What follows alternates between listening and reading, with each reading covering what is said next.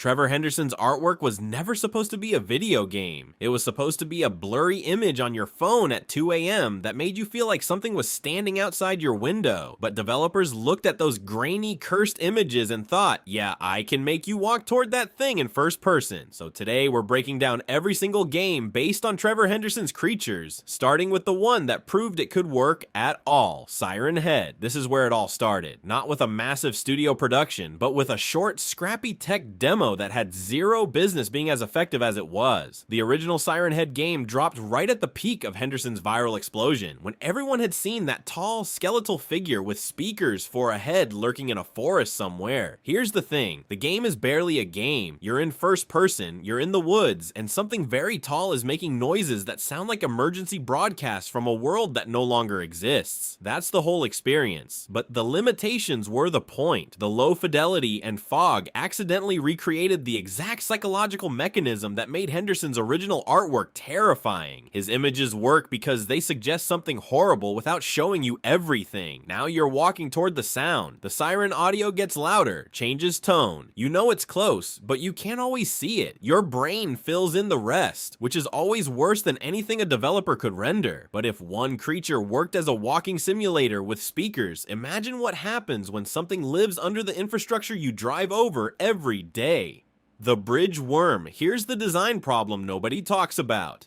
How do you make something terrifying when it's just a picture?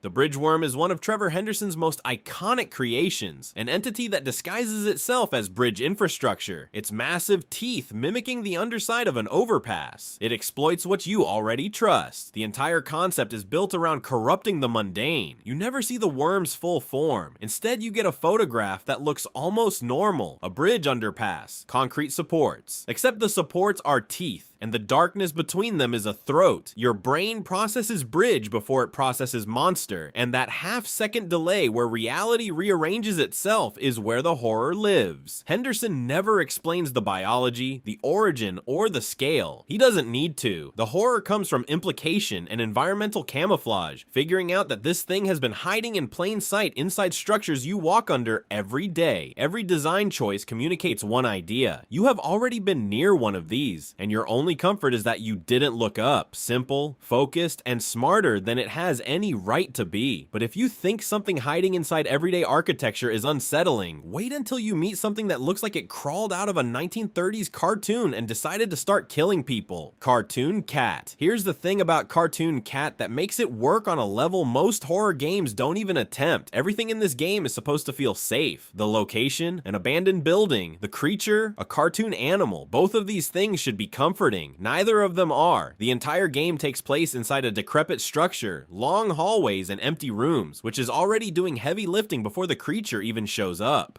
Peeling wallpaper, doors that lead nowhere, flickering lights buzzing over nothing. These spaces are designed to feel domestic and familiar. Strip that away, and you've got a liminal nightmare that primes your brain for unease without a single threat on screen. Then Cartoon Cat appears, and it's a double corruption. A classic animation-style feline, except the proportions are all wrong. Too tall, too stretched. Limbs that bend in ways that trigger deep, uncanny valley discomfort. It looks like something a child would love, which is exactly why your brain rejects it so violently. The architecture pulls double duty as both hiding spots and chase corridors, turning exploration into a survival mechanic, which is, you know, not ideal. What's particularly interesting is the sound design debate. Some implementations use complete silence for the creature, zero audio cues whatsoever. The community is genuinely split on whether this amplifies the horror or kills it. No footsteps, no music stings, just you turning a corner and it's there. But if a corrupted cartoon in a corrupted space unsettles you, wait until you see what happens when the creature isn't scary at all, and that's somehow worse. Longhorse. This is the weird one. Every other game on this list gives you something to do. Run, hide, survive, manage resources. Longhorse looks at all of that and goes, nah, we're not doing any of that. We're doing art now. The game abandons traditional horror gameplay entirely in favor of surreal exploration and environmental interpretation. There's no health bar. There's no monster chasing you. There's barely objective in any conventional sense. Instead, you're navigating a dreamscape where the walls don't connect properly and hallways loop into themselves in ways that make your brain itch. Here's the thing. The creature itself violates spatial and anatomical logic. It's a horse with a neck that stretches infinitely, bending through impossible angles. So the developers made a game world that operates the same way. Non-Euclidean geometry, impossible architecture, spaces that shouldn't exist folding into each other. The subject breaks reality, so the game breaks reality. Thematic alignment between form and content. It's genuinely clever, but the community is completely split on this one. Half the players think it's a masterpiece of experimental horror design that respects the creature's fundamental wrongness instead of forcing it into a chase sequence. The other half think it's pretentious nonsense that prioritizes being philosophically interesting over being, an actual game you can play. Both sides have a point, which is probably the most frustrating answer possible, but if you think one experimental art piece is divisive, wait until you see what happens when someone tries to cram every single Henderson creature into one game on Roblox, Trevor Henderson's Creatures the Game. Here's a creative puzzle for you. How do you make something scary on a platform specifically designed to not be scary? That's the exact problem developers faced when building a Trevor Henderson game inside Roblox. This isn't some obscure fan project either. This is likely where thousands of younger fans first encountered Henderson's creatures in any interactive format. The game amalgamates multiple Henderson creatures into a single unified framework, letting players encounter Siren Head, Cartoon Cat, Long Horse, and others all within one experience, which sounds great on paper until you remember that Roblox has content guidelines that actively discourage disturbing imagery.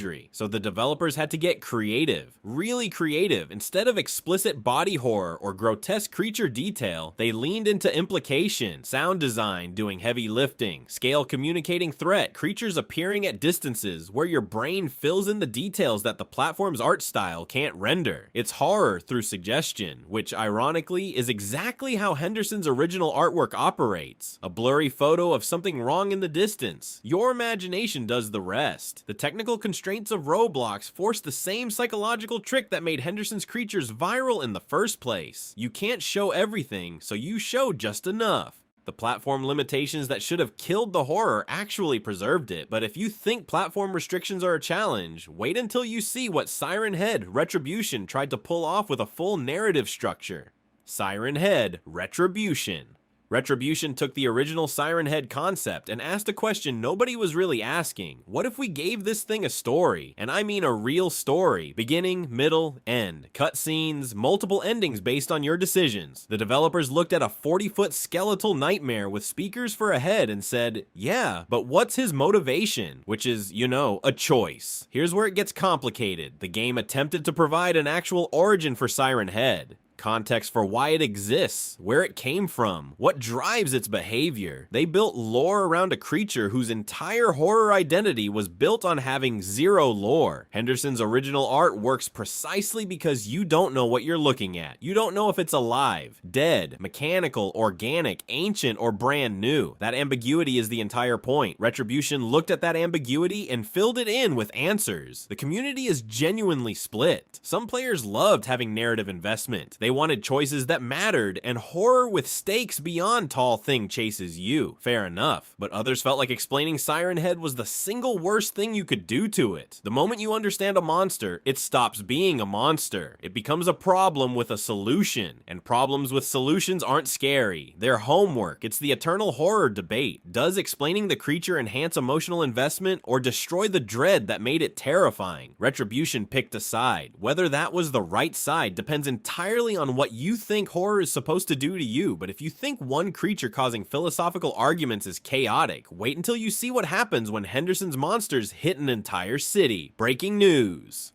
This one takes a genuinely different approach to Henderson's creatures, and that alone makes it worth talking about.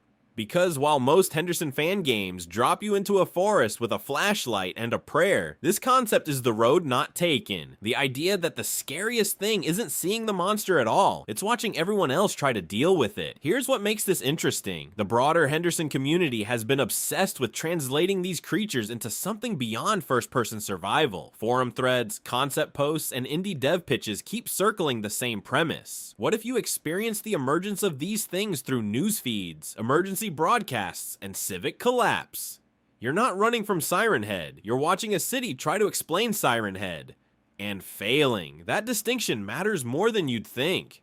The horror doesn't come from a jump scare or a chase sequence. It comes from watching normal systems, the ones we all rely on every single day, completely buckle under something they were never designed to handle. Emergency alerts contradicting each other, news anchors reading statements that make zero sense.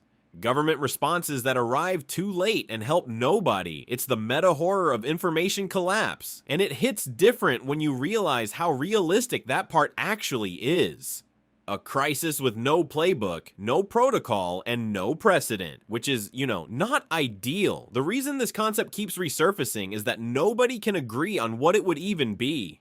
Horror, simulation, strategy game wearing a horror costume? The answer seems to be yes, all of those, and also none of them. Because watching society fail is somehow scarier than watching yourself fail, and building that into a playable experience is a nightmare of its own. But if you thought that conceptual ambition was impressive, wait until you see what happens when someone throws real production value behind Siren Head. Siren Head Awakening. This is what happens when someone looks at the original Siren Head game and says, okay, but what if we actually tried this time? Siren Head Awakening is a ground-up remake rebuilt with a modern graphics engine, better gameplay systems, and an audio design overhaul that makes the original sound like it was recorded on a Nokia. And here's the thing, the development team went borderline obsessive studying Henderson's original artwork to get the creature's movement right. Not just the design, but how this thing would actually move through three-dimensional space, how it turns, how it shifts its weight, how something that tall and that wrong navigates a forest without looking like a skinny guy in a Halloween costume. That dedication shows. The creature feels like it has genuine spatial presence, like it belongs in the environment rather than being pasted on top of it. But the real upgrade is the audio. The siren sounds now utilize full spatial audio processing, meaning you can pinpoint exactly where the creature is based on how the sirens hit your ears. Left, right, above, behind. You're essentially playing a horror game with your ears as much as your eyes, which is, not ideal when the thing making the noise wants to kill you. Now, here's where the community gets divided. Some players argue the increased production values make this the definitive Siren Head experience, but others push back hard, claiming the original's jank and limitation forced more psychologically effective horror, that your brain filled in the gaps the engine couldn't render, and that was scarier than any polished animation could ever be. Does showing more make it worse, or does leaving it to the imagination? Both sides have a point, but if you think a prettier forest is the biggest change a Siren Head game can make, wait until you see what happens when they strip away the trees entirely and drop this thing into a wide open environment with zero cover. Siren Head Stranded. Most Siren Head games give you one problem. This one gives you about 6, and they're all happening at the same time. Siren Head Stranded takes the creature and drops it onto a dark stretch of country road. Just a road, some trees, maybe a gas station up ahead. But here's the thing about running out of gas in the middle of nowhere. You can't leave. There's no outrunning anything when your car is a useless metal box on the shoulder. You're stuck on a strip of road surrounded by pitch black forest. And somewhere in that forest is a 40-foot tall predator that can mimic human voices. And that's not even your biggest problem. The game strips you down to a flashlight and your legs. That's the toolkit. You need to find a gas station or you're never getting off this road. But every step forward means pushing deeper into territory where Siren Head is actively hunting, and your flashlight is basically a dinner bell announcing exactly where you are. Every decision becomes a risk calculation. You need to move forward, but the road ahead is where you last heard sirens. Do you go anyway? Do you kill the flashlight and stumble blind? It's not just avoid the monster. It's avoid the monster while navigating a linear nightmare where standing still is just as dangerous as moving. This is comfortably one of the most atmospheric Siren Head adaptations out there. The creature doesn't just hunt you, it owns the space between you and the only thing that can save you. The road that should lead to safety is hostile territory, and the thing standing between you and that gas station is broadcasting emergency alerts from its head, which is, not ideal. But if Siren Head Stranded traps you on a dark road with no way out, the next game traps you somewhere far worse, somewhere you were never supposed to find in the first place. The Smile Room. Every game on this list has tried to answer the same question. How do you make a Trevor Henderson creature work in a video game? Some went with survival mechanics, some went with pure chase sequences, some threw you into roadblocks and hope for the best. But the Smile Room figured out something none of the others fully cracked. The environment itself can be the monster. The game is built around liminal space horror, empty hallways that look like they belong to a hotel you visited when you were 6, fluorescent lit rooms with no doors, stairwells that go nowhere, spaces designed for passing through except nobody's passing through them. Your brain knows something is off before you can articulate what. The Smile Room weaponizes that feeling. The architecture loops. Hallways fold back on themselves. Rooms you've already been in reappear with subtle differences, just enough to make you question whether you're losing your mind or the building is. The geometry doesn't obey normal spatial rules, which means you can't map it, you can't plan around it, and you definitely can't feel safe in it. The walls are the first enemy, the creature is the second, and that's the genius. By the time the Henderson creature actually appears, you're already primed. The environment has spent 10 minutes dismantling your sense of spatial logic and your ability to predict what comes next. So when something emerges from that wrongness, it doesn't feel like a jump scare. It feels like the room finally showing you what it was hiding the whole time. The community recognizes the Smile Room as the most conceptually sophisticated Henderson adaptation for exactly this reason. The space is wrong, the creature is wrong, and they amplify each other in a way no other game on this list achieved. It's not just a monster chasing you through a level, it's an entire reality that feels broken, with something living inside the cracks, which is, you know, not ideal for your mental health, but fantastic game design. If you enjoyed this video and want to see more, click the video on the screen now.